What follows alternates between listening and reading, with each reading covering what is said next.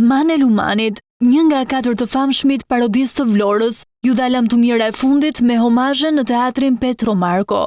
Për dekada bëri njerëzit të qeshin duke goditur me parodi, situata dhe fenomene. Njeriu dhe artisti që mbante titujt mjeshtër i madh dhe qytetar nderi i Vlorës, u nderua me lotë e lule nga familjarët, kolegët dhe ardashësit.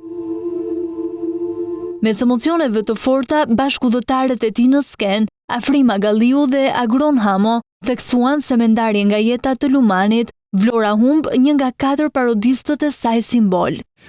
Ne na janë larguar nga jeta dy aktorë shumë të mëdhenj. Kripa dhe Lezeti. Por unë them se Mane do mbetet shumë kohë në mendje dhe kujtesën e njerëzve. Ishte ai i cili edhe pas zë ne e merrnim në shfaqjet tona, ka qenë i pranishëm, prezent dhe edhe ashtu pa folur i bënte njerëzit që të qeshin e të kënaqeshin me humorin e tij.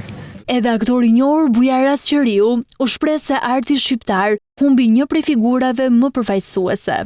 Do të ngjelet në historinë jo vetëm të artit vlonjat, por të artit shqiptar. Mane Lumani largohet fizikisht, por trashëgimia e tij artistike dhe buzëqeshjet që dhuroi do të mbeten të paharruara në kujdesën e publikut shqiptar.